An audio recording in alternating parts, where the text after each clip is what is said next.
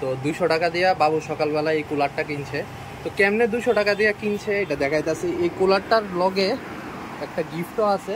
Gift হইল এই ইস্তারিটা।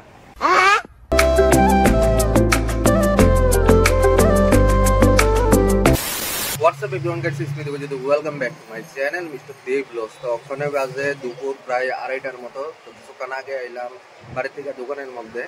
তো আজকের ব্লগটা শুরু করতেছি দুপুর 2:30টার থেকে। তো দোকানে অলগ অলগ ওই বাবু দেখছি একটা জিনিস কিনছে। তো কি জিনিসটা কিনছে তোমরা তো ভিডিও থাম্বনেইল আর টাইটেল দেখে তো অবশ্যই বুঝতে পারছো। চলো জিনিসটা তোমরা দেখাইতেছি। ওকে অলরাইট গাইস, তো এদিকে দেখতে পারতেছো দোকানের ভিতরে আয় পড়লো নতুন একটা জিনিস, এটা হইলো কুলার। তো 200 টাকা দিয়া বাবু সকালবেলা এই কুলারটা কিনছে। তো কেমনে 200 টাকা দিয়া কিনছে এটা দেখাইতেছি। এই কুলারটার লগে একটা গিফটও আছে। গিফট হইল এই ইস্তারিটা। এই ইস্তারিটাও একটা গিফট হিসাবে পাওয়া গেছে এই পুরা কুলারটার লগে। তো প্রথমে দেখাইতেছি, এটা হইলো বালাজি মার্কেটিং সেলসের থেকে একটা কুপন দিছে। কুপনটা কিন্তু ওই 200 টাকা দিয়ে সেটা, এই 200 টাকা দিয়ে সেটা অনেকটি জিনিস পাওয়া যায়। Tower fan, stand fan, juicer machine, rice cooker, তারপর গ্যাসের চুল্লি, অনেক কিছু জিনিস। আর নিচের যতটি দেখতে পাচ্ছ এটি সবটি হইলো ফ্রিতে পাওয়া যায়। তো কিনছে 200 টাকা দিয়ে। আমরা পাইছি একটা স্ট্যান্ড ফ্যান। তো স্ট্যান্ড ফ্যানটা বাবু চেঞ্জ করছে, চেঞ্জ করে সেটা লয়ে পড়ছে এই টাওয়ার ফ্যান মানে এই কুলারটা। আর টোটাল প্রাইস রেট দিতে হয়েছে তারারে 3,499, মানে 3,500 টাকা।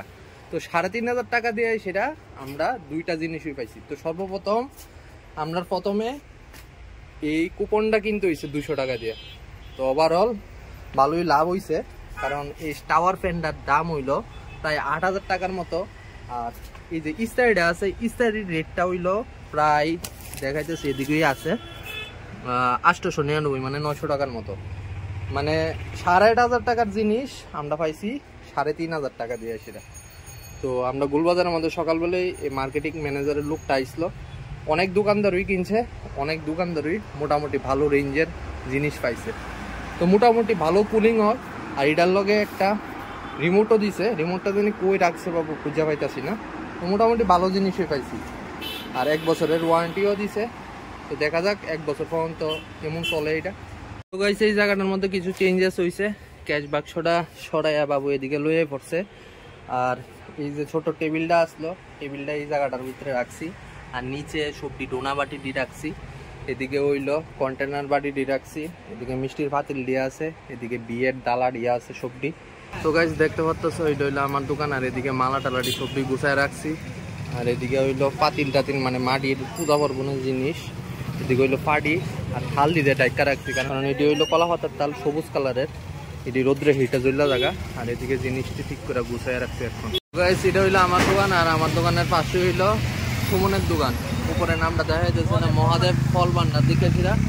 আর এর দোকানও মোটামুটি পাইকারি এবং খুচরা ভালো রেটের এই ফল টল পাওয়া যায়।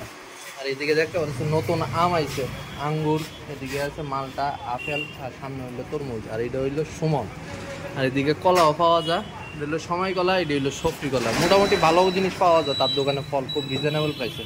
তো গাইস ওখানে আইলো 2 পেটি মাল। এটার ভিতরে হইলো প্লেন গ্লাস, এটার ভিতরে হইলো প্রিন্টার গ্লাস। এটার ভিতরে আছে 9,000, আর এটার মধ্যে হইলো 7,500 প্রিন্টার গ্লাস।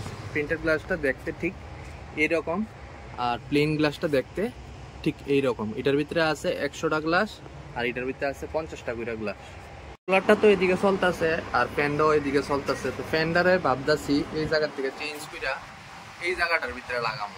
তো এই জায়গাটার ভিতরে লাগাইলে ডাইরেক্ট ফ্যানের বাতাসটা এই জায়গার ভিতরে এসে লাগবো, এই জায়গার ভিতরে আমি বই। তো ওখানে ঘড়ি কাটাই বাজে এখন ফোনে 6টা।